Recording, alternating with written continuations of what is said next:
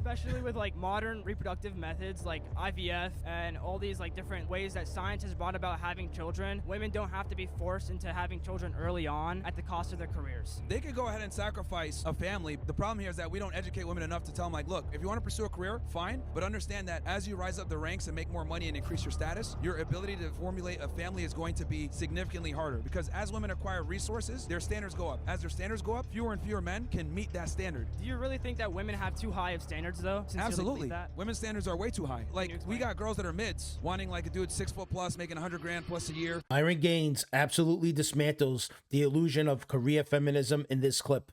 While the other guy is trying to sound reasonable, talking about IVF, careers, and modern society, Myron drops red pill reality right in his lap, because this debate isn't about equality anymore. It's about denial of biology. Let's plug in and see how deep this matrix goes. So I've seen like your content online.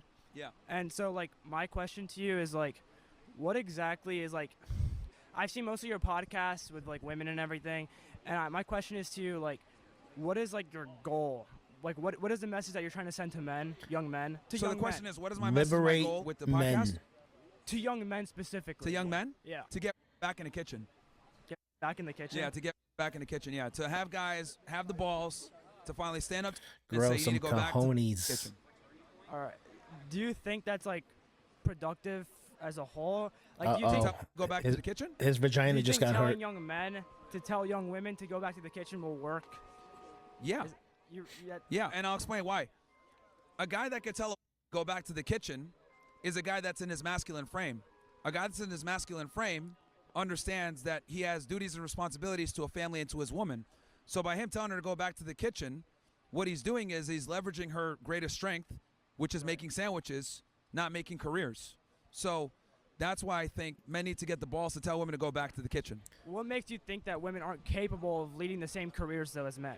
Vagina what makes hurt. me think that women are capable of... Aren't capable of leading the same careers as men?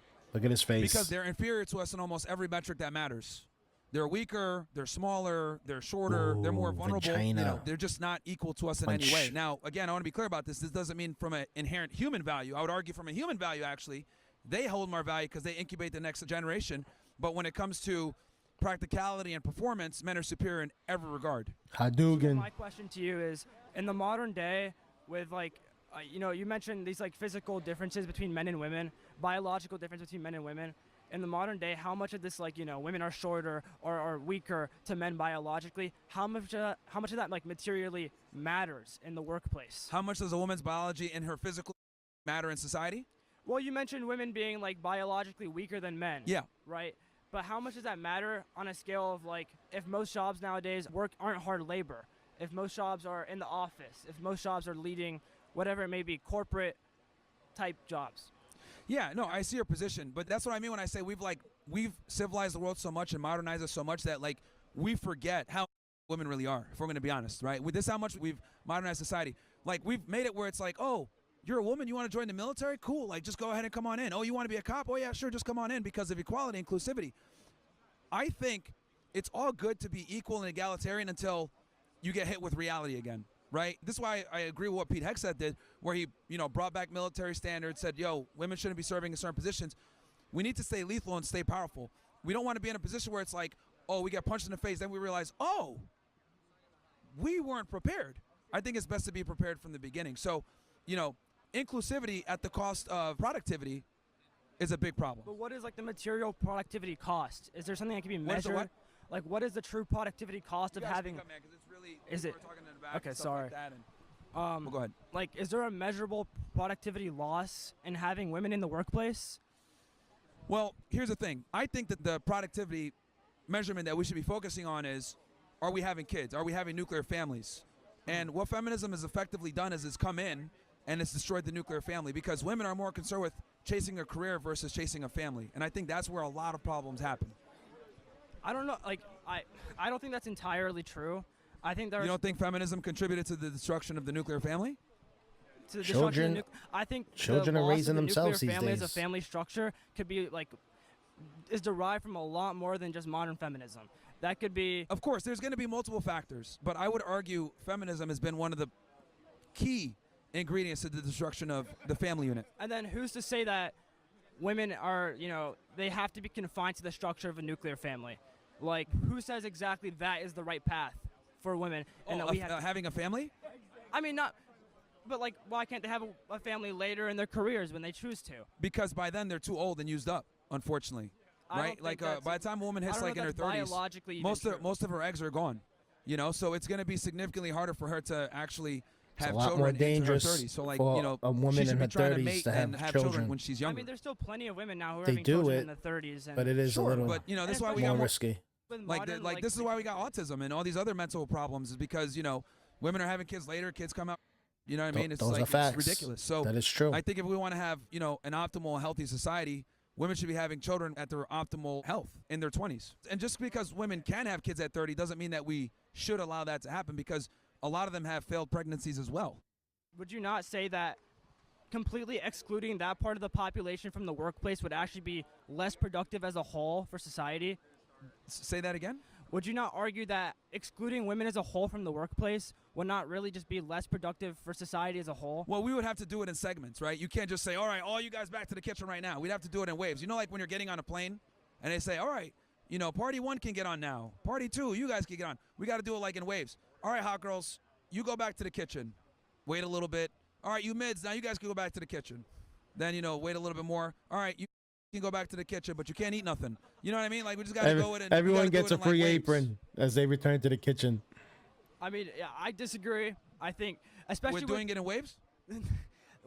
Myron is hilarious. But do you disagree? What, doing it in waves? That's too funny. Well, that and the entire concept, but because But you do agree that women got to go last.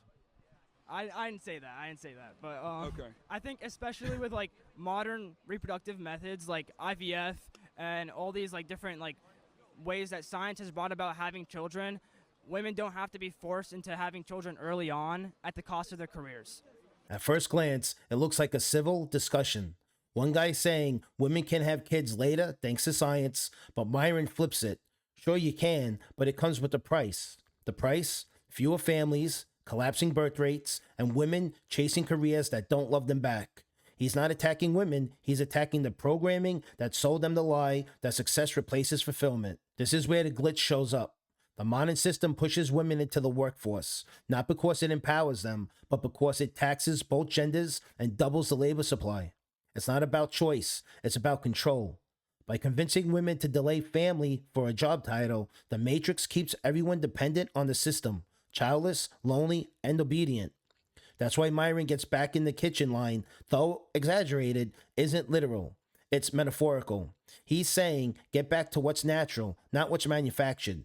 Modern culture frames masculinity as toxic, but then begs men to be providers. See the contradiction? The same system that tells women they don't need men also demands men make 6 figures and be 6 feet tall.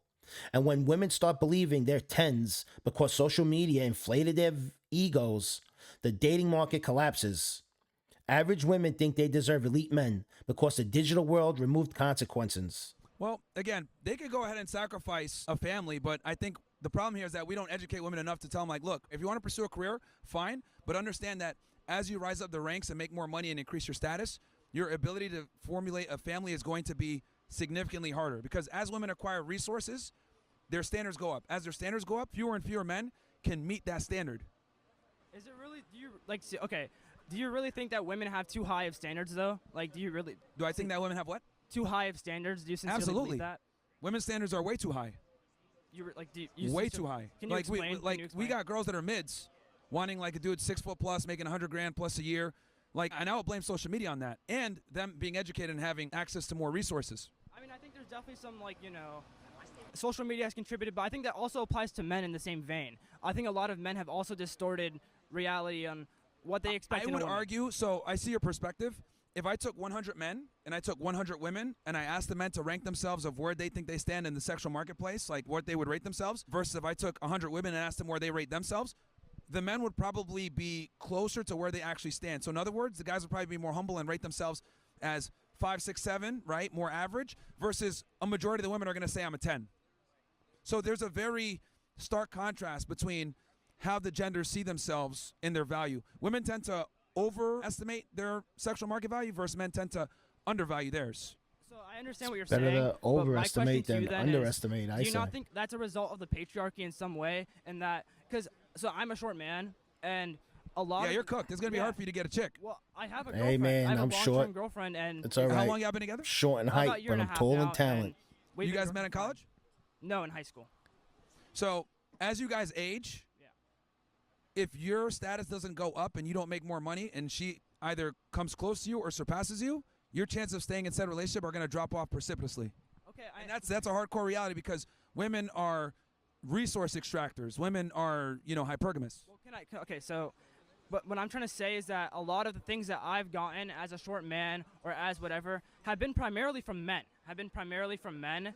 And I think a lot of, like, you rated, like, men talking about rating them lower on the social ladder. Like, if you asked a man where he places on the social ladder, he'd rank himself lower.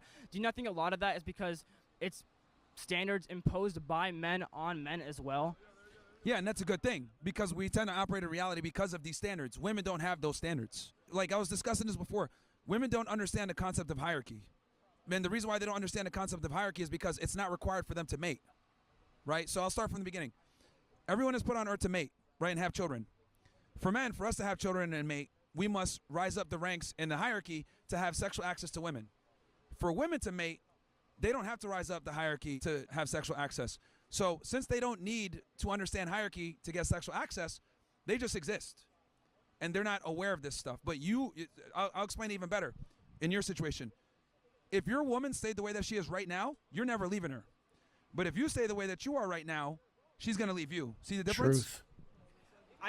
Can I say something to you? It's Because she's going to expect you to grow, right, and earn more money, increase your status, and be at least close to or if not a breadwinner. Well, that's something I expect of myself as well, is to grow in my career. That's something I expect of myself of as course, well, to grow in but my career. understand that she doesn't have to change what you do.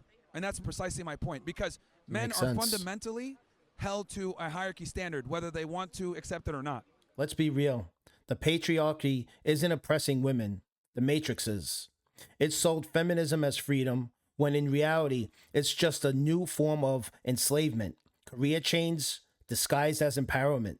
The true oppression isn't a man telling you to cook. It's a corporation telling you to work until you're infertile, exhausted, and replaceable. And the irony, the system still collapses because nobody's raising the next generation to continue it. So before you roll your eyes at Myron, ask yourself, who actually benefits from this modern setup? It's not the families, it's not children, it's not men or women, it's the machine. If you're tired of living inside the simulation, hit subscribe, drop a red pill in the comments, and let's keep breaking the matrix. Until next time, stay awake.